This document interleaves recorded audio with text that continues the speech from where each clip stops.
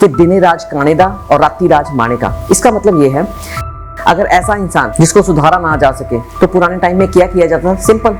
फिर महाराजा रणजीत सिंह ने एक स्कीम लगाई।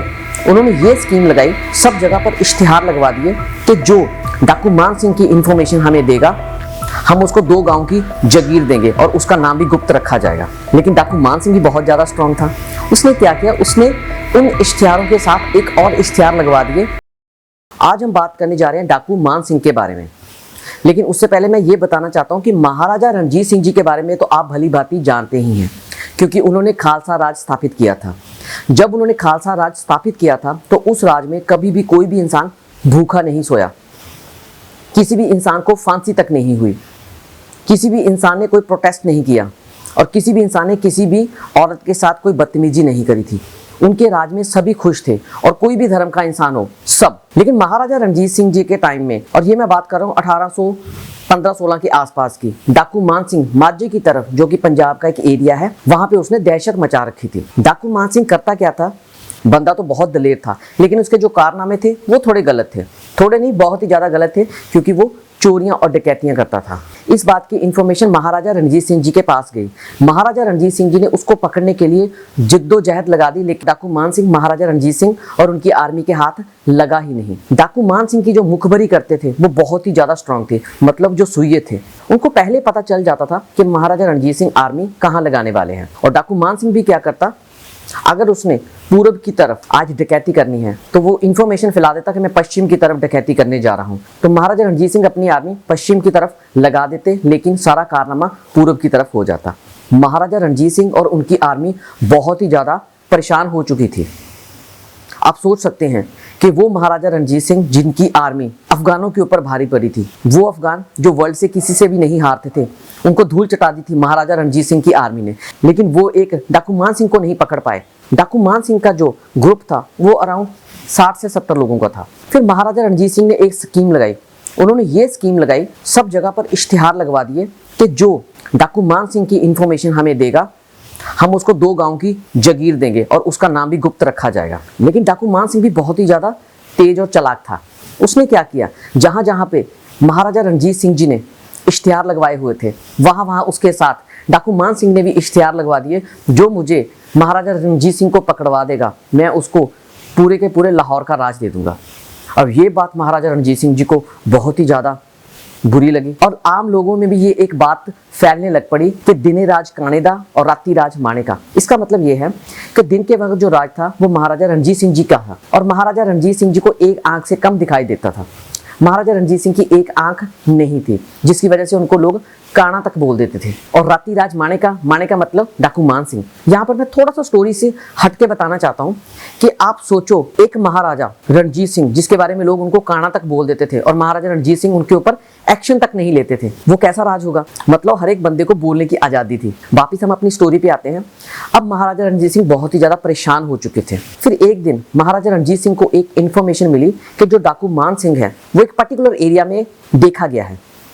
तो महाराजा रणजीत सिंह ने बिना किसी को बताए अपने जो चुनिंदा लोग थे साथ के, उनको साथ में लिया और उस एरिया की तरफ उन्होंने कूच करना स्टार्ट कर दिया। सब लोगों को इसलिए नहीं बताया कि अगर बताएंगे तो बात फैल जाएगी और डाकू मान सिंह वहां से भाग जाएगा। थोड़ा देर उस एरिया में घूमने के बाद महाराजा रणजीत सिंह जी को घोड़ों के पैरों की आवाज आई। तो उन्होंने देखा एक ग्रुप जा रहा था, एक डाकुओं का ग्रुप जा रहा था। तो महाराजा रणजीत सिंह जी ने उनका पीछा किया। पीछा करने के बाद जब उनका सामना हुआ तो उधर से आवाज आई, कौन है? तो महाराजा रणजीत सिंह जी ने बोला, क्यों, क्या हुआ? अपने बंदों के दम पे इतना उछल रहा है? डाकू मान सिंह बहुत दलेर था। उसने कहा, नहीं, ऐसी कोई बात नहीं है, तू अकेला भी आ सकता है। उसको नहीं पता था कि महाराजा रणजीत सिंह थे। अब क्या हुआ, चंद की चांदनी थी, रात का समय था, महाराजा रणजीत सिंह अकेले और उधर से डाकू मान सिंह, इन दोनों में आपस में झड़प हुई। डाकू मान सिंह महाराजा रणजीत सिंह के ऊपर अटैक करता और महाराजा रणजीत सिंह उसको डिफेंड करते और साथ साथ हंसने लग पड़ते। डाकू मान सिंह भी परेशान हो गया, उसको ये चीज अच्छी नहीं लग रही थी। 1.5-2 घंटे के बाद जब डाकू मान सिंह और महाराजा रणजीत सिंह लड़ते गए तो महाराजा रणजीत सिंह जी ने एक कांच झपकी नाम की एक ट्रिक होती है वो लगा दी, जिससे क्या हुआ, डाकू मान सिंह के हाथ से तलवार छूट गई और महाराजा रणजीत सिंह जी ने धरती पे फेंक कर गर्दन के ऊपर गोडा लगा दिया और बोला, हाँ भाई, पकड़ लिया तेरे को, अब दिलवाएगा लाहौर का राज। तो डाकू मान सिंह टेंशन में आ गया कि मैं लाहौर का राज कैसे दिलवा सकता हूँ, क्योंकि वो राज तो महाराजा रणजीत सिंह का है जिससे तो अफगान भी डरते हैं। लेकिन जवान का पक्का था, उसने बोला हाँ ठीक है चलो लाहौर की तरफ चल पड़े। जब रात के वक्त लाहौर की तरफ गए, लाहौर के किले के गेट के पास पहुंचे तो महाराजा रणजीत सिंह सिंपल कपड़ों में थे। तो उन्होंने जो गेट के ऊपर गार्ड था उसके कान में एक कोड वर्ड बोला और वो कोड से वो अंदर एंटर करके चले गए। लेकिन डाकू मान सिंह को तो कोड पता नहीं था, तो जितने भी गार्ड थे उन्होंने डाकू मान सिंह और उनके साथियों को पकड़ लिया, रात भर खाना वाना खिलाया और सुबह महाराजा रणजीत सिंह जी के सामने उसको पेश कर दिया। जब डाकू मान सिंह को महाराजा रणजीत सिंह के सामने पेश किया तो डाकू मान सिंह हैरान रह गया, ये तो वही इंसान जिसके साथ मैं रात के वक्त लड़ रहा था। अब यहाँ सोचने वाली बात है, अगर ऐसा इंसान जिसको सुधारा ना जा सके तो पुराने टाइम में क्या किया जाता था, सिंपल कत्ल कर देते थे। लेकिन महाराजा रणजीत सिंह जी ने उससे एक क्वेश्चन पूछा कि भाई तू क्या करना चाहता है, ये जो तेरी जिंदगी है तू कौम के लिए लगाना चाहता है या ऐसे डाकू डकैती करके बेकार में व्यर्थ जाना चाहता है। तो डाकू मान सिंह मान गया और डाकू मान सिंह ने महाराजा रणजीत सिंह जी की आर्मी को ज्वाइन कर लिया। बहुत ज्यादा दलेर तो था ही। फिर उसने हरि सिंह नलवा जी के साथ मिलकर बहुत सी जंग लड़ी और वो जीतता गया, लेकिन नौशहरे की जंग में वो शहीद हो गया।